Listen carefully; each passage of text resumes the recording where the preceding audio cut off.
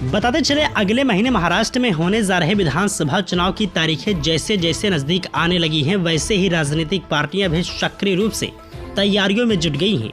पूरे महाराष्ट्र में 20 नवंबर को 288 सीटों पर एक चरण में मतदान होगा।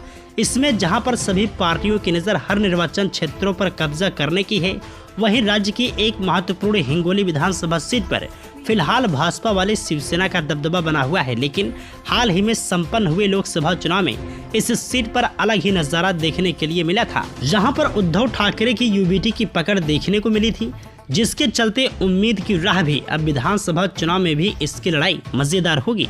हिंगोली विधानसभा सीट की बात की जाए तो हिंगोली विधानसभा निर्वाचन क्षेत्र 94 महाराष्ट्र राज्य विधानसभा के 288 निर्वाचन क्षेत्रों में से एक है, जहां पर लोकसभा और विधानसभा निर्वाचन क्षेत्र परिसीमन आदेश 2008 के तहत बनाए गए निर्वाचन क्षेत्रों की संरचना के अनुसार हिंगोली निर्वाचन क्षेत्र में हिंगोली जिले में एक है शेनगांव तालुका और 2 हिंगोली तालुका में मलहवीरा, नरसी हिंगोली राजस्व प्रभाग और हिंगोली नगरपालिका शामिल है।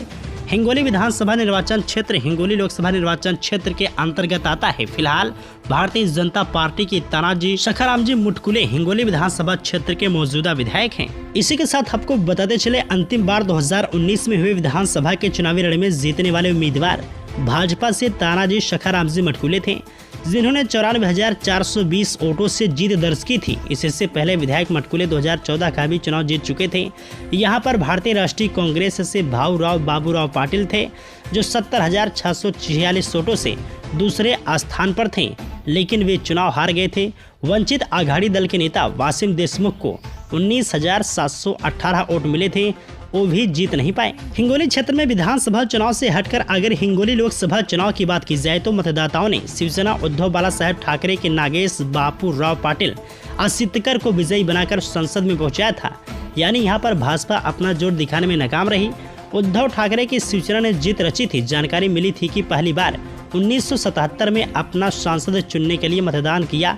इस संसदीय क्षेत्र में हदगांव विधानसभा क्षेत्र समेत 6 विधानसभा सीटों को समाहित किया गया।